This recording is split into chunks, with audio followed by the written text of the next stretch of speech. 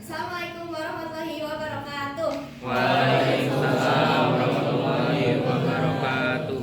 Selamat pagi semuanya. Bagaimana kabar teman-teman hari ini? Alhamdulillah luar biasa. Allahu Akbar. Alhamdulillah. Sebelum mulai, izinkan saya perkenalkan diri terlebih dahulu. Perkenalkan, nama saya Mikaela Anindita Arifa. Pada kesempatan kali ini, saya akan menebak misteri lewat tata letak rumah. Jadi di sini saya akan mempresentasikan hasil teks resensi saya tentang buku teka-teki rumah aneh. Sebelum mulai, jadi di sini saya akan membahas identitas buku dan penulis, kemudian isi bukunya, lalu kelebihan serta kekurangannya, dan kutipan favorit saya serta rekomendasi kepada pembaca lainnya. Selanjutnya, oke, jadi di sini identitas bukunya. Jadi buku teka-teki rumah hantu ini, buku teka-teki rumah aneh ini ditulis oleh seorang penulis asal Jepang yaitu Ketsu dan diterbitkan di Jepang pertama kali pada tahun 2021. Kemudian buku ini diterjemahkan ke bahasa Indonesia dan diterbitkan di Gramedia pertama kali pada tahun 2023. Nah, novel dengan 224 halaman ini bertemakan misteri dengan sedikit sentuhan thriller yang dapat membuat saya merinding dengan caranya yang unik. Nah, cerita pada buku ini disampaikan dengan sudut pandang orang pertama tokoh aku. Kemudian,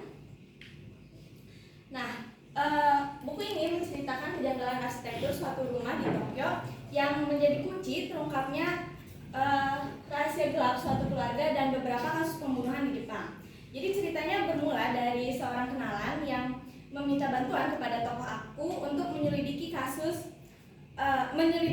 denah rumah sekunder di Tokyo karena ia merasa ada yang aneh dengan rumah itu.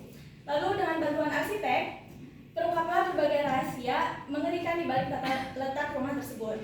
Nah, cerita dalam buku ini juga dilengkapi dengan ilustrasi untuk memperlihatkan kepada pembaca bagaimana bentuk-bentuk keanehan dalam rumah tersebut. Selanjutnya, nah di sini ada contoh ilustrasinya. Ini tata letak suatu rumah di Tokyo. Nah, di sini kalau kalian lihat sekilas mungkin kayak rumah pada umumnya. Tapi kalau kalian perhatikan lagi lebih jauh di sini, kalian bisa temukan kejanggalan-kejanggalan yang ada pada rumah ini. Selanjutnya, nah, fokus utama pada analisis arsitektur menjadi keunikan pada buku ini.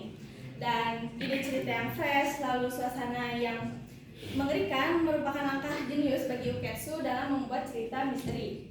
Dan ilustrasi yang jelas dan detail juga membantu pembaca untuk masuk lebih dalam ke dalam ceritanya.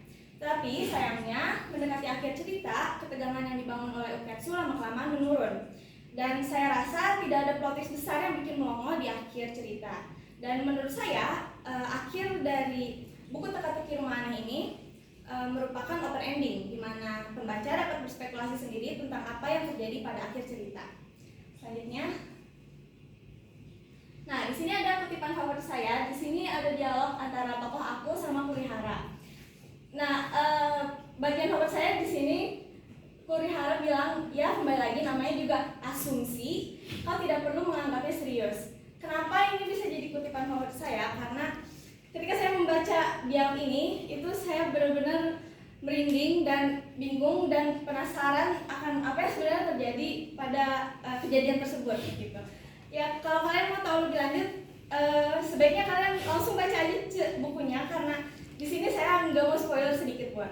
Selanjutnya, nah berdasarkan keseluruhan isi cerita, saya merekomendasikan buku ini kepada pembaca usia 17 tahun ke atas yang menyukai misteri dengan konsep yang tidak biasa. Dan bagi yang ingin merasakan sensasi misteri yang cerdas, unik, dan membekas. Selanjutnya, di sini ada dokumentasi saya ketika saya membaca bukunya dan mungkin sekian presentasi dari saya. Terima kasih banyak atas